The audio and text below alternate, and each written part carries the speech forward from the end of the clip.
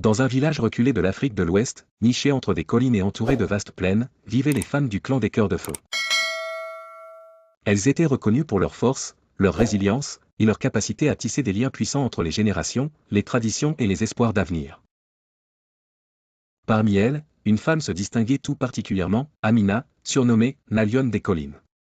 Chapitre 1. L'héritage d'Amina. Amina était née dans une famille modeste, mais elle portait en elle la sagesse et la bravoure de ses ancêtres.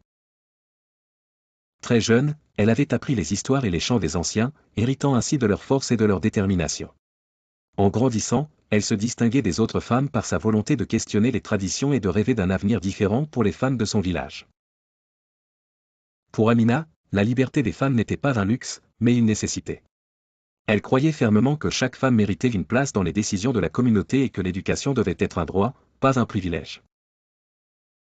Bien que ses idées fussent considérées comme audacieuses, voire rebelles, Amina n'avait jamais peur de partager ses pensées. Chapitre 2. Le voyage initiatique. Un jour, alors que la sécheresse sévissait et que les récoltes menaçaient de disparaître, les anciens du village décidèrent d'envoyer un groupe en quête d'eau. Amina, qui s'était portée volontaire pour le périlleux voyage, se joignit aux hommes et aux jeunes courageux. Ce voyage était bien plus qu'une simple expédition, c'était un rite de passage, une épreuve où les cœurs et les esprits devaient se montrer aussi résistants que les corps. Durant leur périple, Amina observa les coutumes des autres villages et apprit des enseignements précieux sur la gestion de l'eau, sur l'agriculture durable, et surtout, sur la manière dont certaines communautés donnaient une voix aux femmes.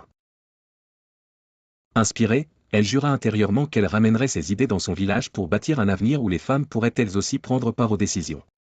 Chapitre 3. Les racines de la Révolution. À son retour, Amina entreprit de rassembler les femmes du village. Elle leur enseigna tout ce qu'elle avait appris, et bientôt, une véritable solidarité se créa entre elles. Ensemble, elles commencèrent à cultiver de nouvelles terres, à récolter de l'eau grâce aux méthodes ingénieuses d'irrigation qu'Amina avait découvertes. Et surtout, à partager leur vision d'un village où chaque voix serait entendue. Les femmes du clan des Cœurs de Feu devinrent un exemple de courage et d'innovation. Elles défièrent les traditions avec respect mais avec fermeté, réclamant leur place non seulement dans le foyer mais aussi dans les discussions communautaires.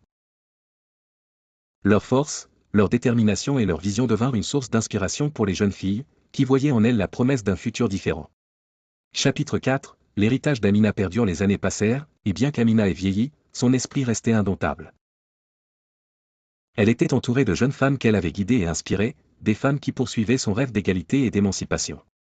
Sous sa direction, elles développèrent un conseil des femmes, où toutes pouvaient s'exprimer et où des décisions vitales pour le village étaient prises. Elles créèrent des programmes pour enseigner aux jeunes filles à lire, à compter et à gérer des projets économiques. Le village prospéra, et bientôt, d'autres communautés alentour vinrent à prendre des « cœurs de feu ». Les femmes, autrefois marginalisées, étaient désormais respectées et écoutées, et leur rôle dans le village n'était plus remis en question. Chapitre 5. La légende des Cœurs de Feu. Aujourd'hui encore, dans les collines d'Afrique de l'Ouest, les chants d'Amina résonnent. Elle est devenue une légende, un modèle pour toutes les femmes qui aspirent à la liberté et à la justice.